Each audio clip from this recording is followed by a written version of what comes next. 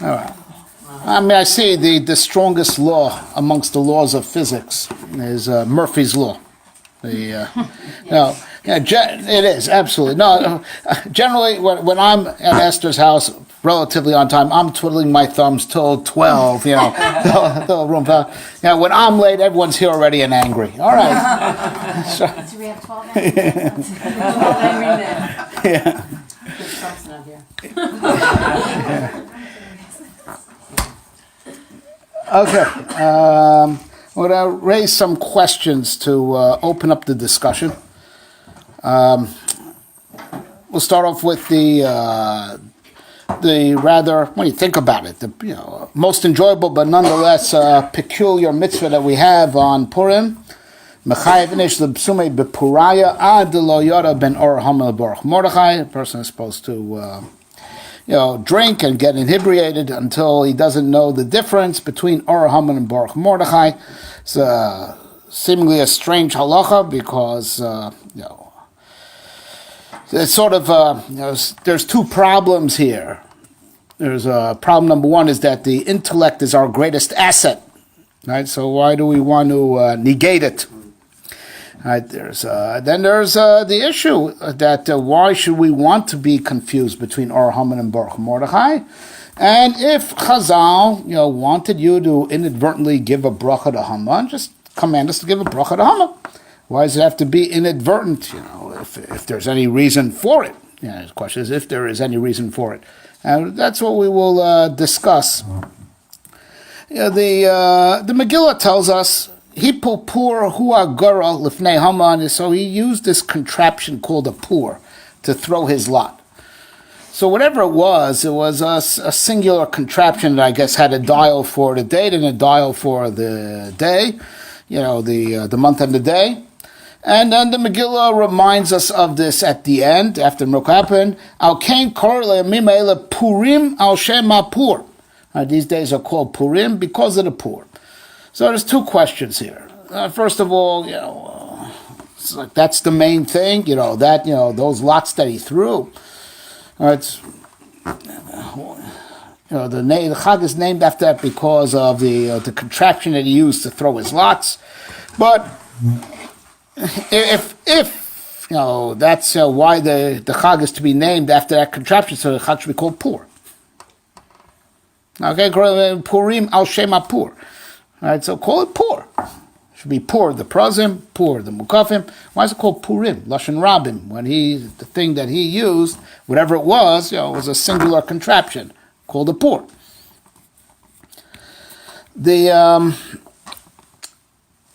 There's two Chazals that, if not for the fact that the Rambam copied them Halacha v'Lamasa in his Yad HaChazaka, one would have thought that these are very allegorical. Allegorical, symbolic, doesn't mean what it says, whatever. But the Rambam copied them down literally, halacha l'maaseh. One chazal that says that all the moados asidin libato, all the chagim are destined to be annulled. No more Pesach cleaning in the future. Right. Right. I mean, how could the geula really be enjoyable if you still have to clean for Pesach? Right? It's true. Right? So the that except for Purim, the Rambam brought it down halacha l'maaseh that this is to be expected. That the chagim all get annulled except for Purim. Right? Interestingly enough, he doesn't bring by Hilchos Yom Kippur another chazal that actually also says that Yom Kippur will be marked in the future also. But there's a Lashon Chazal also, and we will discuss that. But what's even a little bit more shocking, is that he brings another Chazal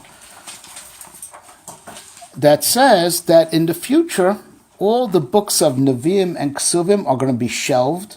They're going to be, we're not going to learn from them anymore. They're all going in Geniza. Yoshua, Shoftim, Malachim, right?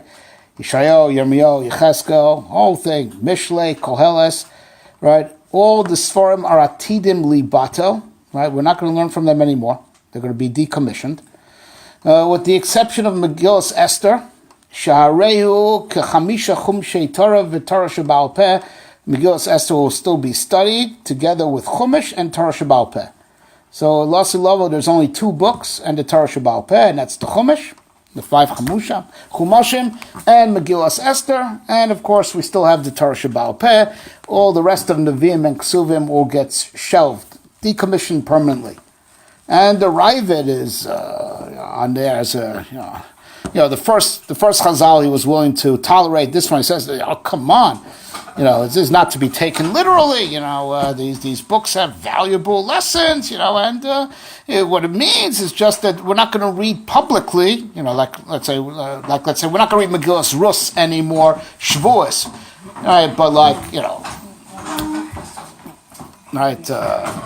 As an example, won't be any public readings. Yeah, but it's Torah, right? The Rav is incredulous that the Rambam took that Chazal literally. It's Torah. So maybe we just won't be reading it B'tzibur anymore. But why? Why do you want to do away with these books of Torah? Right? So we have to understand the position of the Rambam who took this literally. What's the matter? A piece of wood? No. Dust. Yeah.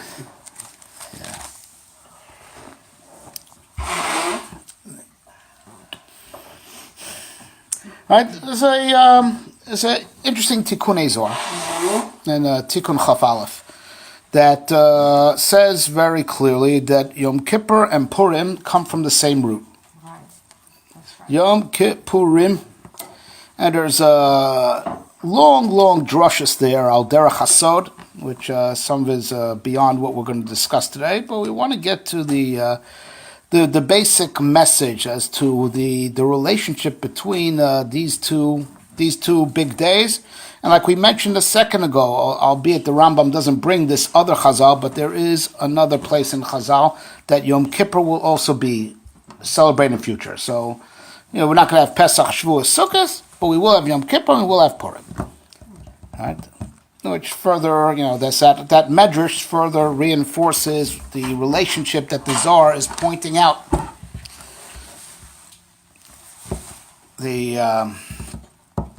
Something very peculiar about these 2 holidays, Yom Kippur and Purim. Because by all the other Chagim, right, the halacha has to be Chetzio LaHashem v'Chetzio Lachem. You got to split the day. The correct way to do it, is as the way the Rambam says, we hope that we work out the hours accordingly, in our own way. But the ideal way to do is you should daven netz and then learn until chatzos and then daven mincha right afterwards, and then you go home and ochlim v'shoisim v'smeichim, ad chashecha. Right, so that should be half and half for Hashem and half for yourself. Right, that's the halacha of Simchas Yom Tov. That's chalkeil. That's the halacha l'maaseh. So we have a problem there. We have 2 Yomim Tovim where this is seemingly not fulfilled. We have Yom Kippur, that's a Yom Tov, but it's Kulo LaHashem. Right? And we have Purim, that's seemingly Kulo Lachem. Right? So says the Gaon, the Vilna Gaon, that, they're 2 halves of the same day. Right? Yom Kippur and Purim are twins. They're 2 halves of the same day. It's a 48-hour day. Right? Yom Kippur is the LaHashem half, and Purim is the Lachem half. 2 halves of the same day. Right? It's something very deep that we want to explain a little bit. I'm sure you've been reviewing the shir we gave on Yom Kippur, right? So you have that, right? Because we're building past that, right? Right? We're building past that. That's But to recap, some very important principles from the shir that we gave on Yom Kippur, and then we can understand where Purim is adding a whole nother level. One of the 2 glaring things about Yom Kippur is that even though it's a Yom Tov, it's a day of fasting and a day of affliction, the Chamisha Inuyim, the 5 forms of affliction, All right, which seemingly breaks rank with the Yomim Tovim, which are supposed to be days of oneg, of pleasure. All right, but that's one thing. But there's another thing, and that is that Yom Kippur is different from all the other days of the year. Is that we say the Baruch Shem Kvod Malchuso L'Olam Va'ed out loud, both at Maariv and at Shachris. So the explanation it's given, it's in the Derech Hashem when he discusses Kriya Shema and Yom Kippur in the 4th section. Right, that, blessed be the name of Hashem's glorious majesty. Well, the world is not that much of a glorious majesty for HaKadosh Baruch Hu now, with all the evil that's rampant, in the cosmos, but also in the lives of the individual, even a person in his own individual life, in his own individual kingdom. You have a Yetzer Hara, and you have another master that you work. You don't just work for God alone. You work for your Yetzer Hara also. Shem Yirachem. So Yaakov Avinu, who said Baruch Shem Kvod Malchuso, he's the one who coined it. When on his deathbed, when his sons attested to him, Shema Yisrael, listen Yisrael, our Father, Hashem Elokeinu, Shem B'libcha Echad, Kach El B'echad. We have only one master, God, just like you. So Yaakov Avinu, who had defeated his Yetzer Hara, Yaakov Avinu, who was pristine, clean, answered Baruch Shem Kvod Malchuso L'Olam Va'ed. All right, but that's Yaakov Avinu, who had attained perfection. He was to date the most perfect thing since Adam before the sin, as the Gemara says. Shufrei de Yaakov main Shufrei de Adam Rishon. The beauty of Yaakov was something reminiscent of the beauty of Adam Rishon, and we have elsewhere in Chazal, Demus Yaakov Chakuka B'Kizot. His face is what's engraved in the divine throne. He's like prototype man, perfect man. Right, the way HaKadosh Baruch Hu envisioned him, he could say it. So says the Ramchal, as we're going to learn, our license to even whisper it is just because we're on the coattails of Yaakov Avinu, because we're his descendants. So there's got to be something about him somewhere inside of us. So we could say it in a whisper, but we can't say it out loud because it will be a lie. Right? Except on Yom Kippur, because on Yom Kippur, there's no Yetzer Hara and there's no evil in the cosmos. This is what we discussed in that shir. That all the gaps in time and space that allow for the existence of evil are closed on that day. Right? There's no room, there's no ledge for evil to stand on. Now as we explained, you could pay the evil overtime and bring them in. You can invite them in. And that's why if people aren't doing tshuva en masse on Yom Kippur, it's because you could open up a ledge for the Yetzer Hara to stand on if you so desire, like we explained. Right, that you could give him artificial space. But God himself denied him his natural space and his natural place to stand on Yom Kippur. So if you could look at what the world looks like naturally, on Yom Kippur, you say there's no room for evil to exist. Right, and so therefore on that day, we say Baruch Shem Kvod Malchuso L'Olam Va'ed out loud, because on this day it truly is God's glorious kingdom, both cosmically and in the life of the individual. Right, the individual also does not have a Yetzer Hara, like we mentioned the Gemara. Ha-Satan is Gematria 364. Yom Kippur is the 365th day of the solar cycle, the day where the Satan doesn't. He's off on that day. Isaiah, you could pay him overtime and invite him back in, and that's why.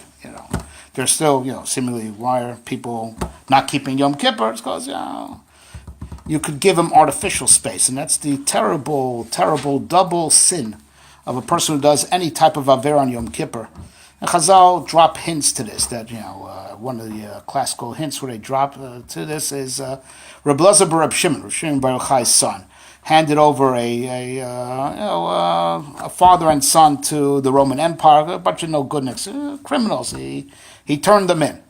And he was seriously wondering if he did the right thing, and then he was informed that the father and son had raped a Nara Morasa, betrothed woman, on Yom Kippur. Right, and so didn't feel bad after that.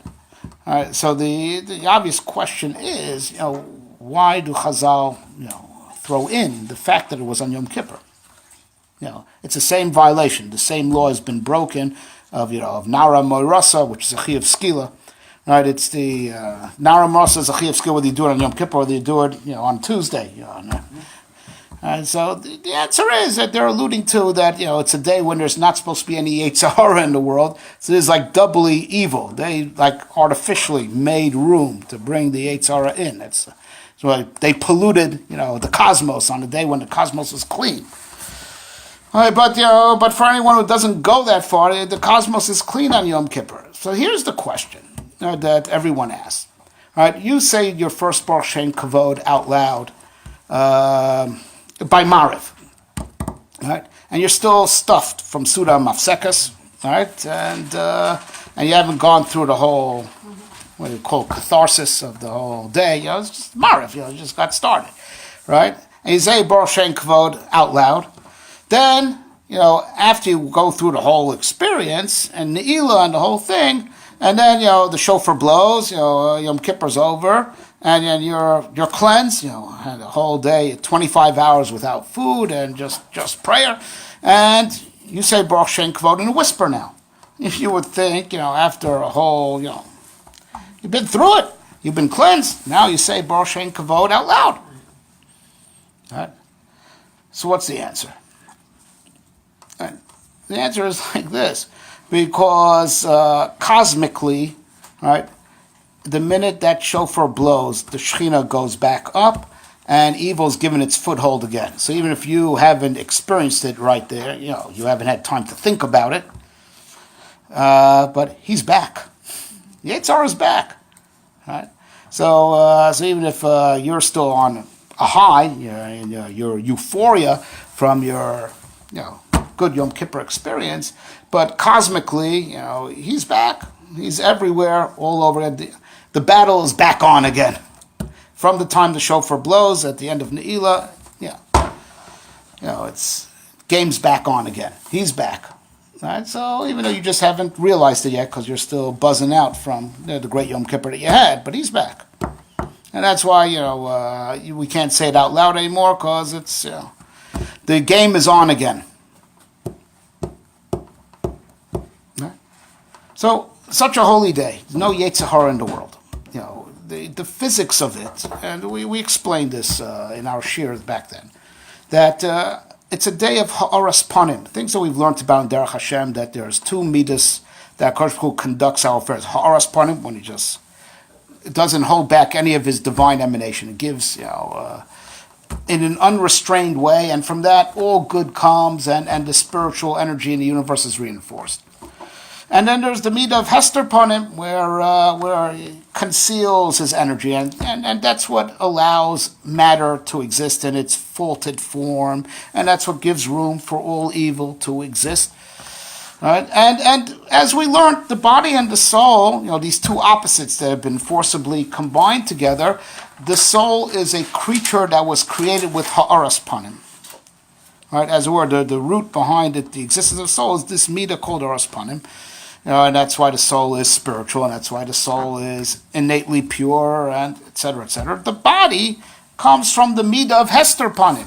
That's the midah that creates the flesh and all its faults. Right?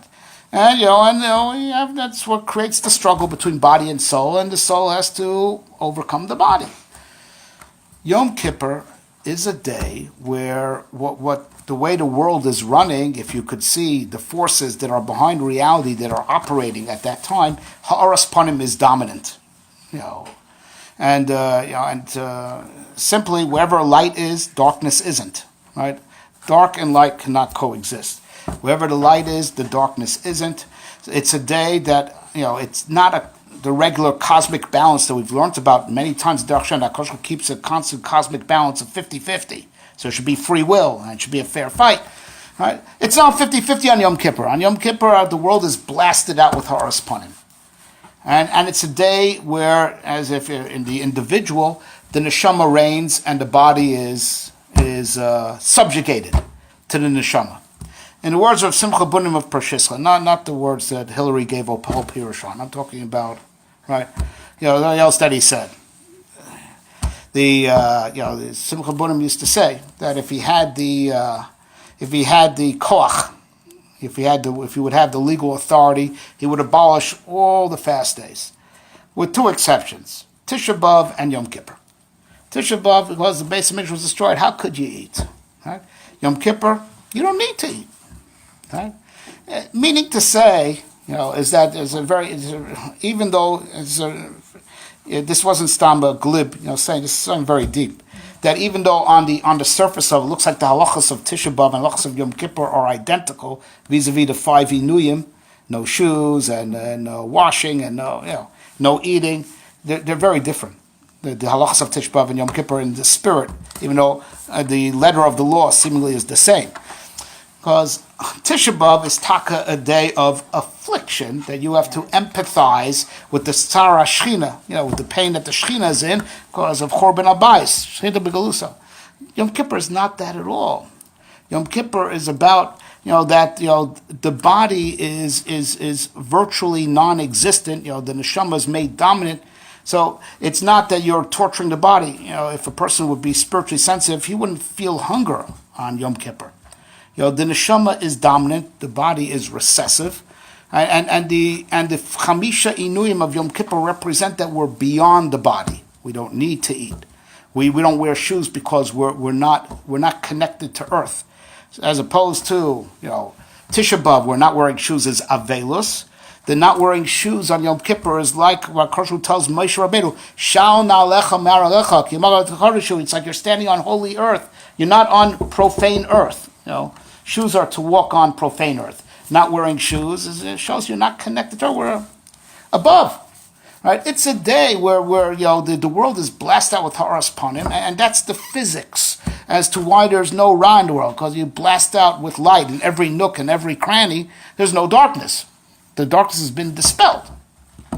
You want to ask something? Yeah, how does it tie in at all to before Yom Kippur, the day before Yom Kippur, that you get schar for eating? Right. You eat more, and of course no such thing exists before Tisha B'Av. Right. That's a good point. No, but it has to do with what we're saying, because all that eating will be elevated on Yom Kippur.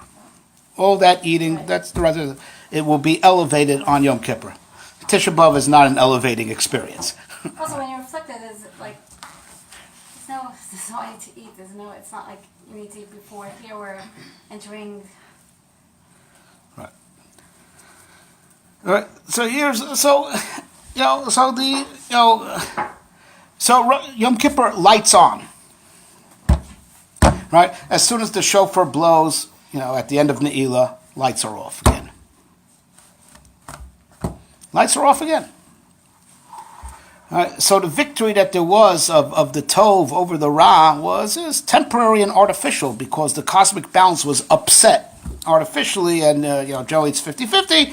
On Yom Kippur, Kadosh Baruch Hu blasted the world out with light, and parallel to that, the neshama is dominant, the guf is recessive, and the 5 inuyim represent that we're beyond the body. The body is following the soul on this day. Because the problem is that the lights are out as soon as the shofar blows. And that's why you can't say Baruch Shem Kavod out loud anymore. Right? The pasuk says like this: Ata horeso ladas, ki Hashem hu Elokim, ein od milvado. You were shown to know that Hashem is the Lord; He's the only power. There is none other. Right? The pasuk really is repeating itself. First, it says in the positive, Hashem hu Elokim. Right? Hashem is the Lord. But then, ein od milvado. What's the pasuk adding? With the second part, there is none other. Right. You might think the Satan is really a very important figure that could probably manipulate the world, but it's telling you ain't no Movado. Correct. I was thinking of the Yom Kippur War. I can't get it out of my mind. We were attacked on Yom Kippur. You said the world was clean, no Yitzhak, no Ra, and then Right. They came and they wanted to destroy. They knew Yom Kippur would be a day that would feel secure, no evil, so they said, Right. we'll show you. That's right. Because if every Jew would have been fasting on that Yom Kippur, I don't think they would have attacked. The evil could be artificially imported. It's what we alluded to. If every Jew would have been in shul, I don't believe they would have attacked, or wouldn't have been successful. It's because not everyone kept Yom Kippur. That's the problem. You could give evil an artificial foothold even on Yom Kippur, even though God denies them a natural foothold. All right, but sadly, it's still within the power of the human being to give him an artificial foothold, like we said. But what you said is absolutely correct. All right, it's no kunst to defeat the darkness by turning the lights on. Right? So it means you're beyond the evil so long as the light's on. What happens if there's a power shortage? Right? You turn the lights on, no boogeyman. Right? Lights go off, boogeyman's back. Right? To see the evil for the emptiness that it is and how it isn't real, the way the good is real, it's not enough. Right, to blast out the world, with the light and dispel the darkness. Because what happens if the lights go out? Right, the only way to be rid of the boogeyman once and for all is you got to put the kid in a dark room. He's got to stare the boogeyman down. Right, leaving the lights on is it's a partial solution. Right? You're escaping the boogeyman. Right? What happens, when the lights are out? And that's what the pasuk says. Hashem Elokim, but ain od milvado. Even though you think there might be another, there isn't. But you have to, but the second part of the pasuk is talking about when you're in darkness and you think, right, that there might be someone else. Don't be fooled. He's not real. Be in the dark room, stare the boogeyman down. Look right through him. We had that pasuk, Eino Milvado. We learned it in a chapter only a few weeks ago. We learned about Kishuf, learned about black magic. So what do we learn over there? That even though Kishuf, Ramchal said this, even though Kishuf is called, why is it called that? Where did that name come from? It's an acronym for Makishim Palmalia Shomawa. Seemingly black magic is called because it counters the heavenly assembly. These forces push around God's angels. Right? Like we learned, you get the Shadim to push around the angels that administer Teva, and that's how you could use, black magic to effect these things. Like really start up with God's people. Right? They're Makishin, they counter the heavenly assembly. But says the Ramchal, he brings it all the Gemara, but ein oid milvado afilu lidvar kshafim. To include kshafim. Even though these things are called Makishin Bamashmal, even so, that's only what they look like, but they're not real. And Rabbi Chanina, the Ramchal ended off with the story of Rabbi Chanina, the Tana Rabbi Chanina. He used to like start up with witches all the time and walk right through, right through there, the places where they were trying to cast spells and nothing worked, And they asked him, you're not afraid? Ain't no milvado, he said. Mm-hmm. Right? But the Gemara says, you don't try it. Because Shiny Rabbi Chanina, enough to say, right, he was a very righteous, and he didn't just say it, he really believed it. He didn't just say it, We just say it, but he really was real with it. So Kishuf had no hold on him. So they're called Kishuf because they seemingly are like counter the heavenly assembly. That's what they look like, but that's not what they really are. They really don't exist the same way the good exists. He was in touch with that reality, and that's what he said. Ein od milvado. Right? So the second part of the pasuk, right, is coming to say that even when you're in a state of darkness and seemingly evil does have a foothold, even there, even though it seemingly does have a foothold, even then, it's not what it looks like. It's not real. And that's where, as a word, for lack of a better word, Yom Kippur is lacking. It's not a coincidence. We end off the Yom Kippur starts with Hashem Elokim 7 times, saying the message in the positive. 7 times, Hashem Elokim. We don't end off Eino Milvado. All right, it's a non-issue. There is none other. There is none other that has to be negated. There's no one else around to be negated. So we end off 7 times. Hashem Hua Elokim. Just expressing the message in the positive. Hashem is the one and only master. All right? But what still needs to be done for the full message, to get across that the evil is not real, like the good is to be in a state, in that dark room, to be in that state of darkness, where he has his foothold in reality, and even there, to stare him down and see right through him.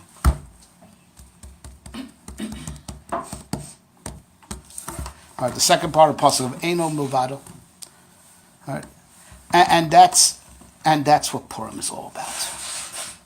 All right, the Chag of Purim, right, is about seeing that the evil doesn't exist, but seeing that the evil doesn't exist on his home court, on his turf, right in the center of it. It's going to be a day of eating and drinking, a day of body, a day of Hester Punim, and on his home court to see right through him. And then the message is complete. The message not just complete. The message has been even on a higher level. That even within the Hester Punim, even on his turf, saying to him, even on his turf, he's not real. And he's just a pawn to serve the good.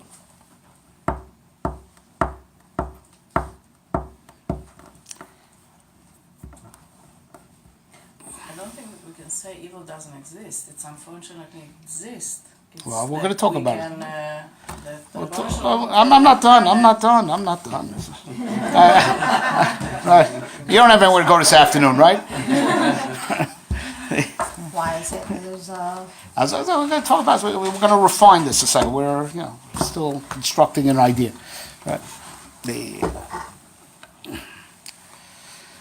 So we'll go back to the words of the Goin. The Goin said that Yom Kippur and Purim are two halves of the same day. Right, and the Yom Kippur is the Chetzio LaHashem, and the Purim is the Chetzio Lachem. Right, so it's very deep. What the Goin was saying. I mean to say that the Yom Kippur belongs to God. Right, Yom Kippur is a God-given day where God reveals Himself. The one day where Kedusha is most revealed in the cosmos is Yom Kippur. Right? It's God Day, and parallel to that, it's Neshama Day. Right? Day of Horos Panim, day where Hester Purim is not around. Right? There's only God. There's only God on on Yom Kippur, and that's why also correspondingly we're only engaged in prayer on Yom Kippur.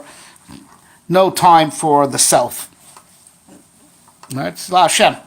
And that's the revelation of Hashem Hu Elokim. Purim is Lachem. Right? We're giving turf to the body, which is, that's the territory of the Yetzer Hara. That's his home court. Right? It's Lachem. Right? It's man time, body time. Right? But on a deeper level, this is called Lachem also in a sense that we own it. This is the big tikkun that only man can do, that no other creature can do in the cosmos. To stare down the evil, right, and to declare that it belongs to Malchus Shamayim and it's in service of heaven and in service of the good, no less than anything that we call good. Only man can do that. It's Lachem. It's like that only it belongs to, it's our achievement. Lachem as in Mishel Lachem. It belongs to you. It's the one tikkun that only humans can do. Right? Because all other creatures are either rooted in the Sitra de Kedusha or they're rooted in the Sitra Achra, and they can't switch sides. And there's no everyone's locked in to their side of the map. Right? The man is the one thing he has a neshama from heaven and a body from earth. Right? Two opposites meet. That's where east meets west. Right? And light meets darkness. And go into that turf and conquer it for Malchus Shamayim. All the creatures are all rooted on their side of the cosmos. There's creatures rooted in the Sitra de Kedusha, the Sitra Achra. We're the trans-dimensional being, right, that could pull this off and to negate evil on its home court.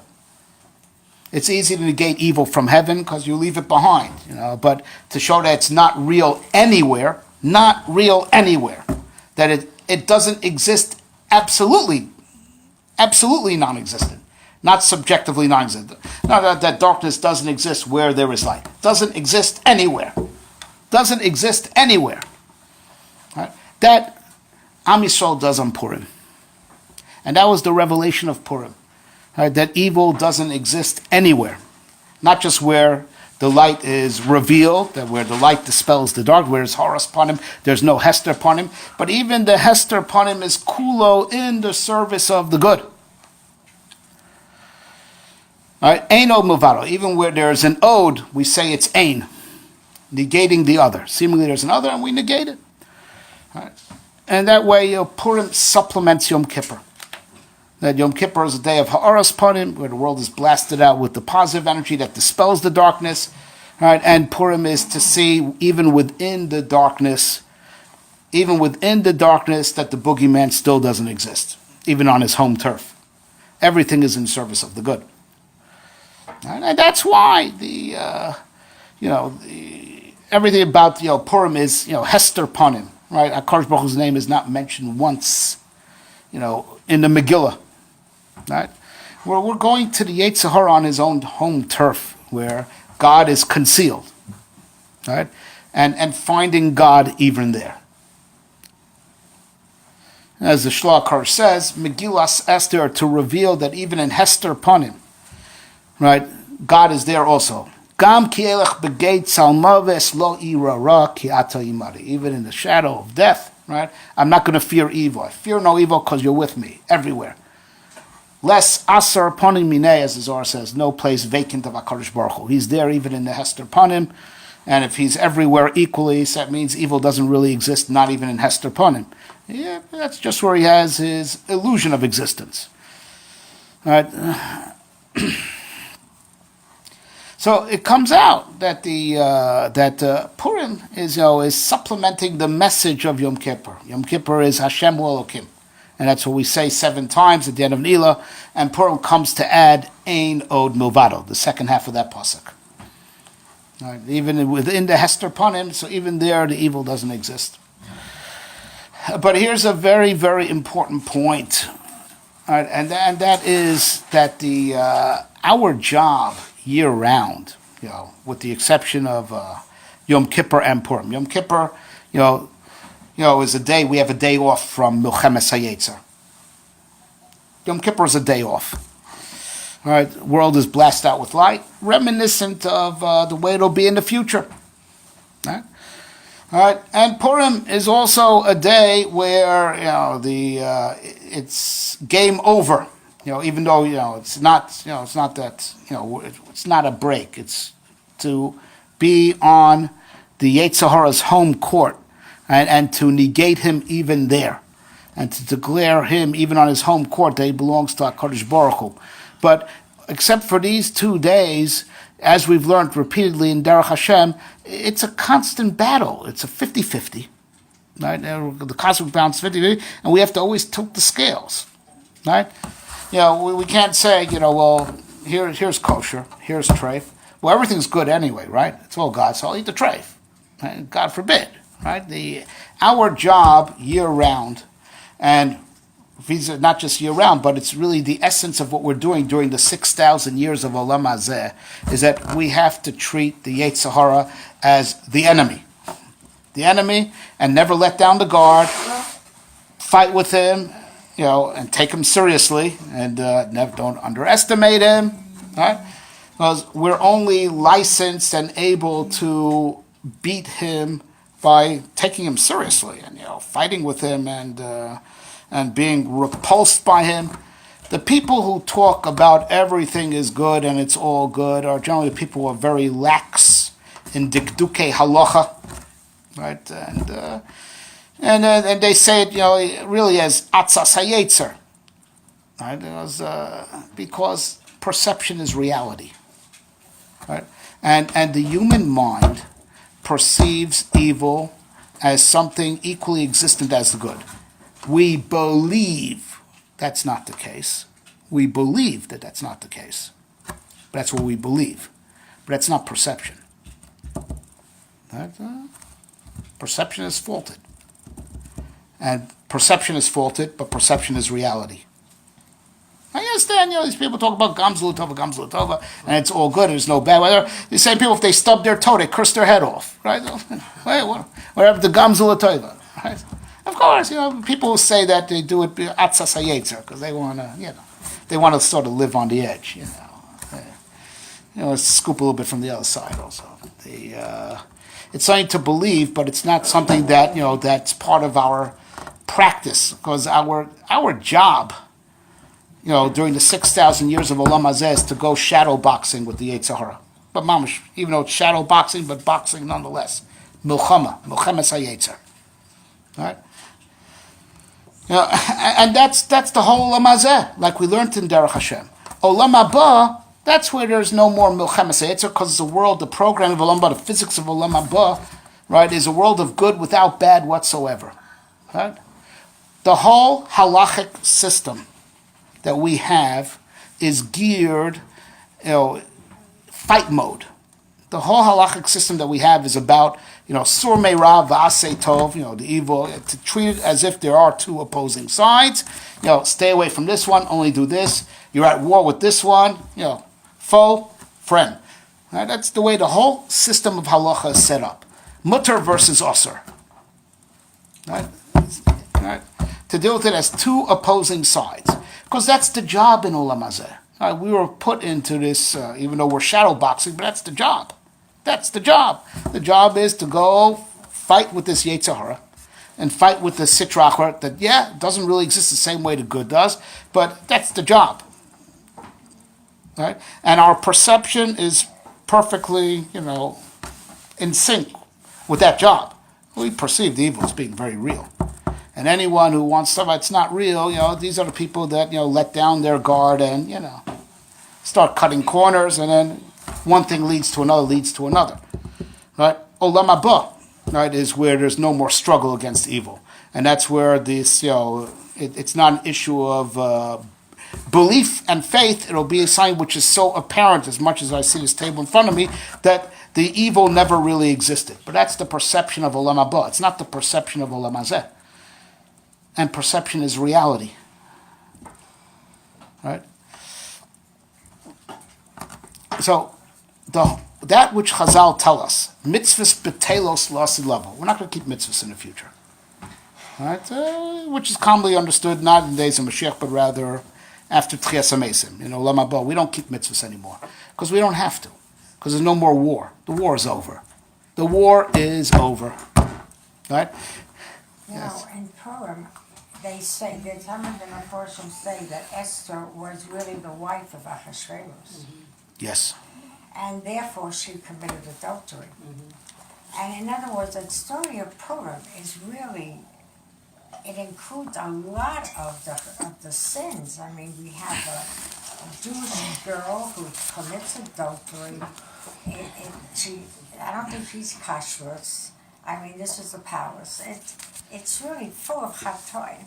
That's right.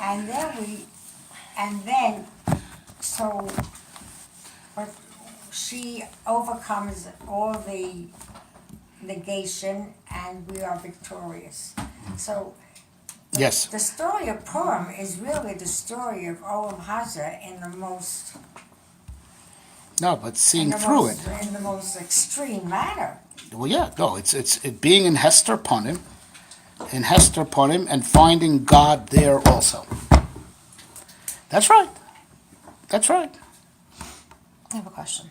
Yeah, but let me just finish the thought. We have to understand that the avoda during the 6,000 years is fight, right? And the whole halachic system is set up that way. Mutter versus Asr. Two sides, two opposing sides, seemingly equally weighted, right? And you have to choose the Mutter over the Asr. Right? And that's how it is for the 6,000 years of Olam Hazeh. Olam Haba is a world of only Tov and no Ra. That's why we don't keep mitzvahs in Olam Haba. War's over. The war is over. Right? So that's what it means, mitzvahs betelos lasi level. So you have to understand that the entire system of halacha, that as we know it, right, is all, it's all war. Right? Right? But there's something about war. Right? It's something about war. Right?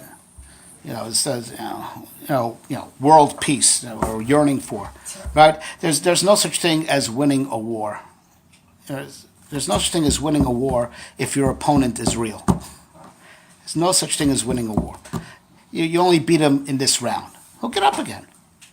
If he exists, so his grandson will come and seek revenge. No. There's no such thing as really winning a war finally and absolutely, right?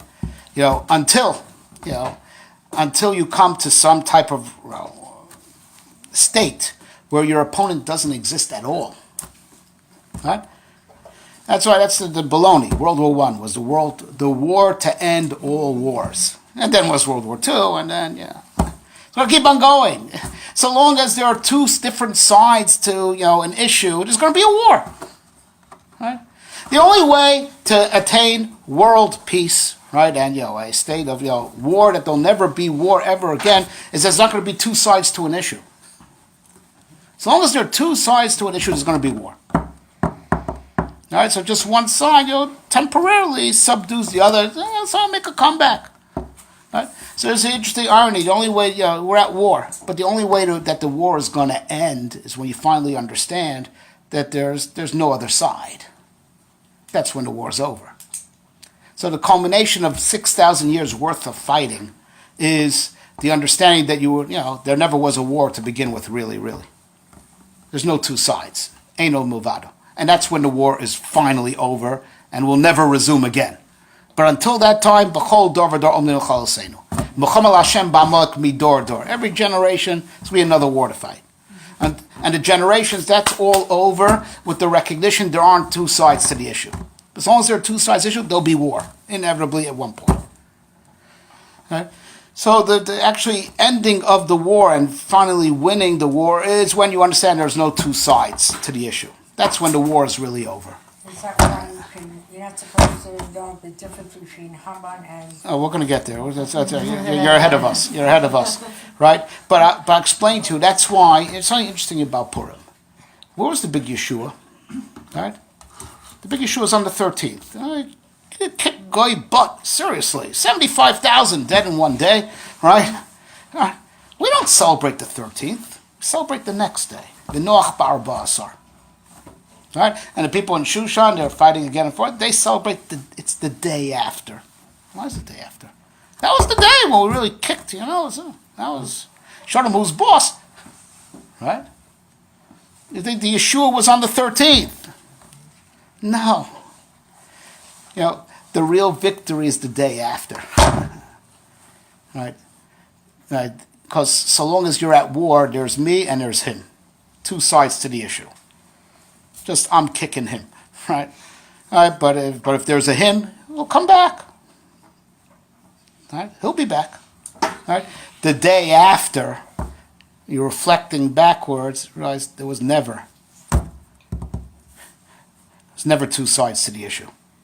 That's the Simcha Purim, the day after. Reminiscent of Olam Haba, 6,000 years worth of battle, right? And it really only ends when we go to Olam Haba, and there's no two sides to the issue anymore. That's when it's really, really over. And that's when you're at rest. V'noach bar ba'asar. So it's a pasuk, very interesting pasuk in the Megillah. It's a cryptic pasuk. It says, V'noach me'oivehem, v'harog b'sonehem. They rested from their enemies, and they killed, those who hate them. It's an oxymoron. If there's Noach, it's the day after, so they're not killing anymore. No. The real death of the Yetzer Hara is the day after, when you realize he never existed in the first place. So as that he is, but I beat him, that means he'll be back tomorrow. The V'noch me'aveim, that's the V'harog b'sem. That's when he's really dead. That's when he's really dead. On the day after, when you look back and you realize he never really was. Right? And that's what Purim is reminiscent of. And this explains why we don't keep mitzvahs in the next world. Right? The war is over. But the two chagim that we do keep are Yom Kippur and Purim. Because the whole halachic system, right, with the exception of these two chagim, right, are all about defeating evil. So even like a Yom Tov like Pesach, right, the chametz versus the matzah, right? All right. How to explain it by Sukkot and Shavuot is a little bit more complicated. Right? We're not going to do that right now. Right? But the whole halachic system is all about the struggle of good versus evil. Right? But Yom Kippur and Purim are connected the world.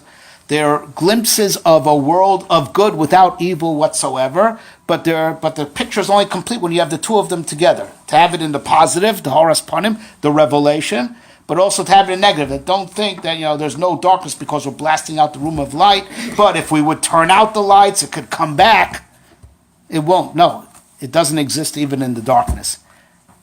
Right? And that evil absolutely doesn't exist. Nowhere does it exist. That's the message you have from Yom Kippur and Purim combined. Right? That's why we keep those chagim in the future, because they are keneged that time. They belong to that time. They're revelations of that time. Whereas the rest of the chagim and the rest of all the that's why we don't clean for Pesach Lasilavo. Chametz is not bad anymore. Right? So you don't have to clean Pesach, in Olam Haba. Right? Right. When there's no more two sides to the issue. All the other books of Tanakh, other than the Chumash and other than Megillas Esther, are all about struggle. The Gemara says that if not for the fact that Am Yisrael sinned, we've only had Chumash and Sefer Yoshua. All right. And now Sefer Yoshua, the Gemara says, for pragmatic reasons, Erev Kashat, so we have to know how to divide up the land of Israel between the Shvatim. Right? We wouldn't have had the rest of Nevi'im and Ksudim. Right? But the reason why we have them is because Rov Chachma Keneged Rov Kas. We need added wisdom because of the anger, i.e. the Yetzer Hara. Right? It was a countermeasure. That's what all the other books of the Nevi'im and Ksudim, they're all Musar. Right? You're being lax. You're not fighting the Yetzer Hara. Especially a sefer like Mishlei, telling you how clever the Yetzer Hara is, how sly he is, and you have to outsmart him. All the other books of Nevi'im and Ksuvim are about, how to fight the Yetzer Hara.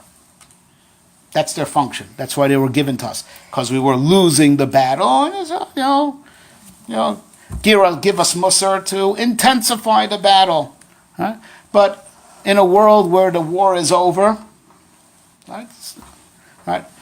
It's not an issue anymore. Right? But the Chumash is not about the battle struggle against evil only, even though much of halacha comes from the Chumash. Right? But nonetheless, the Chumash also it was given to us by Moshe Rabbeinu in the era when we lived in the desert with constant revealed miracles. A state of ha'oras panim, and that's why that generation, right, is called the Dor Dea. Right, the name this was the generation that really got it. Dor Dea, the nation das, because living under Moshe Rabbeinu with perpetual revealed miracles, a state of ha'oras panim, perpetually, right? That God's the real deal. I know this stuff, this avodah zarah, the other nation, that's bunk. It was. You were reminded of it every single day with the mun and the Anonei HaKavod and the Be'er and all the other miracles that were perpetually around us, right? And that was the function of Moshe Rabbeinu, right, in the Milchemes Amalek. And so Yoshua was there with the sword, and then Moshe Rabbeinu with the hands up, reminding us, you get your power from HaKadosh Baruch Hu. Shekol Zman Shisol Mishtabdin Libam. That he raising up his hands, the Mishnah Rosh Hashanah explains, remind us that you get your koach from him. Right? Always reminding us, Ga Hashem Hu Elokim. Right? Right? Problem is that era came to an end. Right? Moshe Rabbeinu and his level and his book, his Chamisha Chum Shehir, is all from that level of clarity like Yom Kippur. Hashem Hu Elokim. Right? Then we lost Moshe Rabbeinu with our sins. And that's why Haman thought he could take us in Adar, the month we lost Moshe Rabbeinu. We don't have that clarity anymore. We're back in darkness. Right? And that's with his lot machine looking around, Adar, perfect. They lost Moshe Rabbeinu. They lost their clarity. They lost the guy with the reminds us of HaKadosh Baruch Hu constantly. Right? And came, the story of Purim, and we defeated the Ra on its own home turf. And v'nafochu, it got annexed to the good. It got annexed to the good. So let's ask a question like this. When you defeat the evil, where does it go? When you defeat the evil, where does it go? It's not really there. Right? Well, Unemployed. what? Has no It job. gets annexed to the good. Gets annexed to the good. And it creates an amazing cosmic transmission. Transformation, I meant to say. The pasuk says like this: "Velkim es kosher asa v'hine tov mod." At the end of Maaseh Bereshis, by all the other days of the 6 days of creation, which are parallel to the 6,000 years of Olam Hazeh, right? So by Velkim kitov, it's always good. It was good. It's only good. Only good. Comes at the end of Maaseh Bereshis, Velkim es kol asher asa, everything he created, v'hine tov ma'od. When we look, kol asher asa, everything he made. So says the Medrash. Now it goes on, v'nei tov ma'od. Tov ze chaim. Tov ma'od ze hamaves. Tov ze yetzer hatov. Tov ma'od ze yetzer hara. Tov ze gan eden.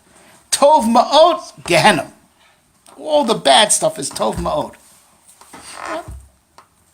Because when it's valkim koshasa, when you annex the evil to the good, so now it gets added to the good, and tov now became tov ma'od. What makes tov ma'od is when the evil is annexed onto the good. You know what this is like in halacha? The din of kefil. Right? A person steals something from you. Right? And so the ganav is found. He doesn't just give back the thing itself. He gives it double. Right? You have to be compensated for the fact that you went through the agony of having this thing taken from you temporarily. Right? That explains also when all the evil that we've contended with. It's not just about getting out unscathed, but all that evil that you had to put up with, you take with you, and it makes the tov ma'od. Right? That's what it means. Right? Pur Haman nefach lepurenu. Right? He called it pur. He was looking for where's bad in the world. Where's my foothold? That's what he was drawing lots for. And when he hit Adar, he thought he hit the jackpot. Perfect, makes sense, because Moshe Rabbeinu died in that day. They lost their clarity. That guy that helped defeat us the first time around with his hands up, they lost that clarity. They lost the clarity of the Chumash. They lost the clarity of the Das of the Dor HaMidbar. He was looking for the bad in the world, right? Where he might have a foothold. And that would be an opportune time to take them down. So his pur became Purim, right? Because it's not the pshat that he had his goral, who are goral Haman, and we have ma noim goraleinu. We have our lot. He has his lot, his goral, and our goral. It wasn't just pshat uma noim goraleinu that our goral was victorious, but we got his also. We got his also. It became his ra, became our tov ma'od. So it's not pshat good, emerge victorious over evil alone, but we got his also. Adar, which was his month, we made it now our best month. That's halacha. If you have a din, you have to go to court with a guy, take him in Adar, right? We got, used to be his month, we got it. So now we have Purim, we have Kefil. We took the Ra and added to the Tov, and now we have Tov Ma'od.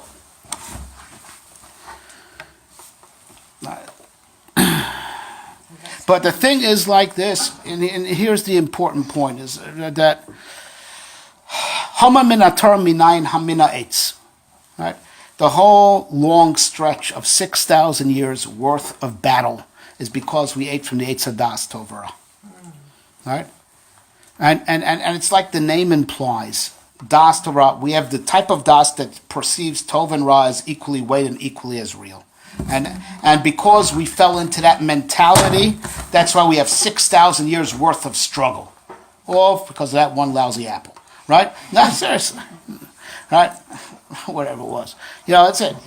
It's like, for 6,000 years we're going to have to struggle, because we fell into a perception that Tov and Ra are equally. And that's a remes to Haman. Haman natar minayin haminetz. Did you eat from the tree? Did you? I.e. doubt. We have doubts. because of that one eating, and that's what gives it. That's why Muhammad Hashem Ba'amalek Midor Dor. It's going to be for all generations, meaning the whole Olam Hazeh. We're going to have in every generation some aspect of Amalek to combat, because the whole Olam Hazeh, which is all about fight mode, it's all because of the Eitz Hadas, and the Amalek is what represents the evil that we perceive as being real. And like we said, even if perception is faulted, nonetheless, perception is your personal reality. So it's very important, that even though we always talk about Gamzu L'Taiva, and the Ra is really there just to make the Tov Ma'od, we talk about that, but our perception is that evil is the other side, and it's just as real as the good, right? And we have to work with that perception in a constant struggle of Milchemes HaYetzer. And we can't fool ourselves, right? Even if perception is faulted, perception is reality. If a person would, God forbid, consciously, with the das that we have, the das tovara, give a bracha to Haman, it would be a tremendous cosmic upset to increase the koach of the Sitra Achra. Chas v'shalom. What happens on Purim is that we go out of our minds. Ad lo yada. Right? We go beyond the das tovara that we're afflicted with. So it's ad lo yada, meaning the das tovara ceases, and we go past that into super consciousness, not the conscious mind that we're working with, because the conscious mind that we have sees tov and ra as equally real. But we go into a higher form of consciousness that's above das tovra ad lo yada, and that's when there's no difference between Or Haman and Baruch Mordechai.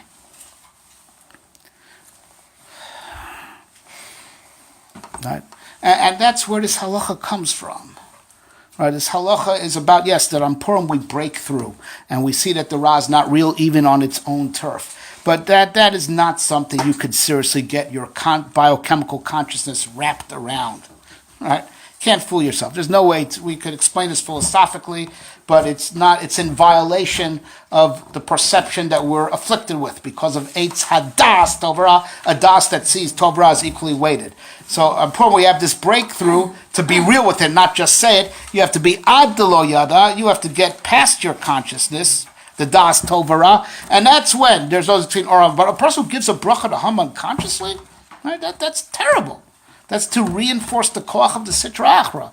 You have to get past Das Tovara, where you don't perceive them as being equally real, and that's where we reach on Purim. Purim is a day that's reminiscent of Olam Haba. It's beyond Olam Hazeh. It's beyond the perception of Olam Hazeh.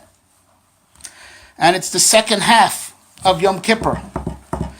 And this way, Purim is high. You can get your mind around. You can wrap your mind around Yom Kippur. You can wrap your mind, because Yom Kippur is a day of all light. Where there's all light, there's no darkness.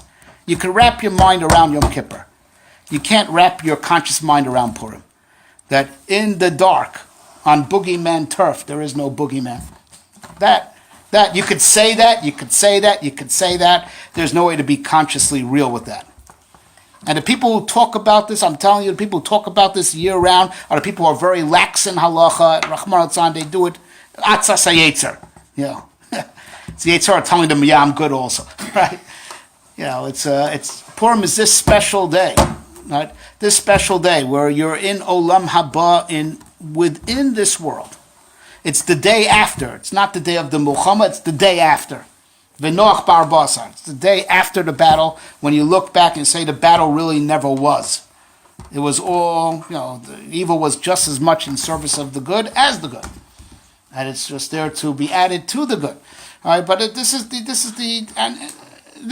in what way Purim is even bigger than Yom Kippur, to negate the Ra even within Hester Panim, but that's something which is above, where our consciousness reaches. So that's why that's attained, when ad lo yada. We're beyond the das tovara. Yes. Yeshaya. Yes. Ra. And Yashem, Oseh kolel. Okay, kolel. Then Chazal come, they switch the N and they change Ra and they change it to Kol. Right. Right. Radak Ibn Ezra talk about this, and they say it's not because evil can't exist in the totality of mankind. It doesn't exist. It's just the thing that the light should absent itself. It's a perception thing.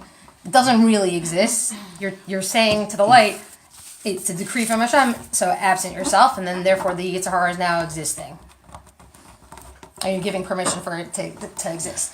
If Chazal they took the time to change the lashon of the way that we say Shema every day, to switch it, to use the lashon kol instead of having the word ra exist. Right. Isn't that also then set? It's giving a Pesach that no, like these people that you talked about the whole year that they say that there's no such thing as bad, but Chazal did it. Chazal changed the way we say Shema for that. Just the opposite, right?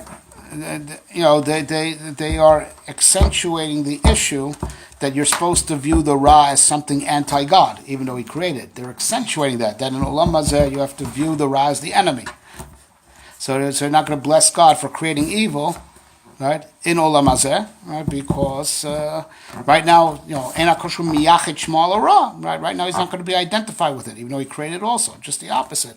The Nusach HaTfilah that they were supposed to say daily is playing to the perception that we currently have, that the Ra is the other side, anti-God, so we're not going to associate it with God. Now, Lasid Lava, it becomes clear, the day after the war is over, that's actually what actually ends the war once and for all, is that understanding that he created and it's all in the service of, to make Tov Mod. No, but it's just the opposite. We are not going to bless God for creating evil, even though the Navi said that, because we are supposed to currently view the evil as anti-God. That's our perception of him, and that's how we have to deal with him, right? Yom Kippur, even on Yom Kippur, we deal with him that way. Just Yom Kippur, he's been pushed out of reality. Purim is the big chiddush, that we're on his turf, and we still see him for what he is. But that's something which you could really get your mind around. That's why Adelo Yada. You have to be past the Das Tovara that we're afflicted with, to really break through. It's the day of the future. It's the day of tomorrow. That's why I asked the one, it's the day after the Muhammad. Is that what Shepsite's fear was? That his failing because he felt that you could go through the rock to get to the top. Yes. I was alluding to him as well as many others. That's right. To start spouting these philosophical ideas, but it's all true, but it's not lamaisa, so long as we're afflicted with das tovara, and the whole halachic system that we have is a countermeasure to the das tovara that we sunk to. So now you're in a mode where you perceive good and evil as equally real. So here's now the tools. It's war, and here are these are your weapons, the mitzvahs, and but so long as the war is on, and the war is on because we're in das tovara. Even if, like we said, even if perception is faulted, perception is reality. But on Purim is a day when we get past it, right? And that's in that way. Megillas Esther has a higher message than the rest of the books of Tanakh. Not Tanakh. I meant Nach. Right? And we'll just end with one more point that drives us all home. The Gemara says that even before the era of formalized prayer, right, still Jews had the custom of saying to God, Hakel, Hagadol, Hagibor, Vanora, because Moshe Rabbeinu said it in Chumash. Except then there was Churban Bayis Rishon, and Daniel and Yirmiyahu respectively stopped saying Gibor and Nor. So that's not true, right? The Goyim, are Mishtabed in Yisrael, right? Aye Gvuroisav, they beat up on us. Where's God's might? Right, and the Goyim on Mecharkrim Bechol, they dance and they have parties in where used to be the Beis Hamikdash. Aye Noiroisav, where's his awesomeness? Right? And that's all. So they stopped saying Gibor and Nora because they didn't think it was true anymore. Right? Then until Anshe Knesset Gdola came, right? V'chzira Torah Liyoshna, they restored Gibor and Nora. They said Adarabba, just the opposite. Hein Gvuroisav, Hein Noras, just the opposite. It's a matter of perspective. Hein Gvuroisav, right? That the Goyim are Mishtabed in us, they beat up on us and God holds back and doesn't wipe them out. I would never be able to do it. Kid would someone beat up on my kid, I'd kill him. Right? So you see, God is showing restraint. Hein hein noi roisa. That's their awesomeness also. If not for the awesomeness of God, how does Am Yisrael survive even in the Golus? Right? So how did Anshe Knesset Hagdola come to this perception that Daniel and Yirmiyahu didn't have? They couldn't see the good. They couldn't see the good. So the Radziner explains, as does Marashiv in a slightly different style, Daniel and Yirmiyahu lived during the era of Ha'aras Panim. Right, Beis HaMikdash on earth, the revealed miracles are the Beis HaMikdash, and going from Ha'aras Panim to Hester Panim stinks, right? And it said it like they saw it, from their perspective, being accustomed to Ha'aras Panim, going now to Hester Panim. Anshe Knesset Hagdola lived through the Nes of Purim. They were the Sanhedrin of Mordechai. And Purim taught us, Esther taught us to see the good in the Hester Panim. And it was the Nes of Purim that taught them, you could see God's might and God's awesomeness everywhere. Everywhere.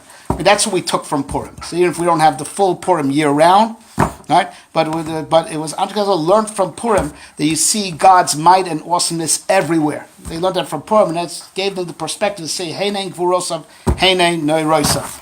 All right. Thank you very much.